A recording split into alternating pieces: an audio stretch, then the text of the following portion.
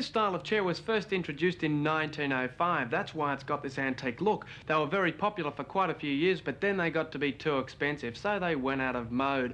Then about 10 years ago, everyone wanted one, but couldn't get one, so they were reintroduced. Hi, I'm Philip. Hi, I'm an antique chair. Okay, it's time to show you how they're made. Firstly, they bring in tons and tons of wood, and this is mainly pine wood. The really long lengths they have to cut down to size, but they also get some bits of wood in that are already shaped, and they put these through a machine known as a lathe, which spins it round and makes the legs.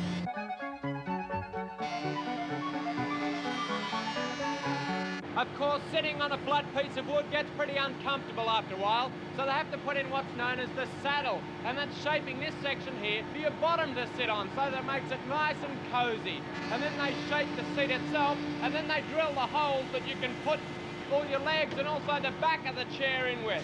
Now that's boring.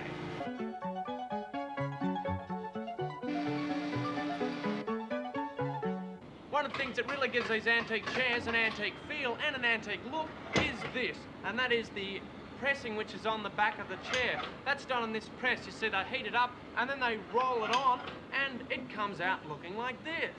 And now comes the fun part, the assembly. Yep, they get all the bits and pieces together and then they form our chair. The interesting thing about these chairs is that they don't use nails or staples, they simply use glue. And the fact that these type of chairs have been around since early this century and they're still holding together means that that's a pretty good way to go.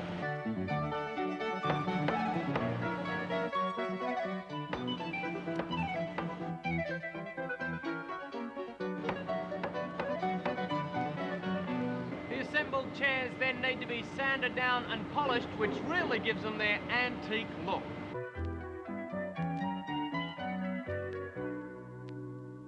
I guess you're wondering why I've gathered you all here. Well, it's mainly to show you off to our viewers and to quickly explain to you that these chairs range in price from $100 to $150, and they make between 100 and 150 chairs here every day. You might think, where do they sell all those chairs to? But when you consider how many chairs you've got at home and how many people in Australia have backsides that need to sit down, then you can see there's a rather large market. Oh. The chairs we've seen being made aren't the only things that they make that look like antiques. They've also got these dressing tables, they've got higher chairs, they've got stools, and they've even got this convertible table that makes itself either shorter or longer. Well, I guess by now you've overdosed with excitement, so it's time to show you how to sit down on the chair properly. This is for those who don't know. Firstly, make sure your chair is positioned correctly and flat on the floor. Then simply stand in front, bend your legs, and you'll sit like that. It really is as simple as that.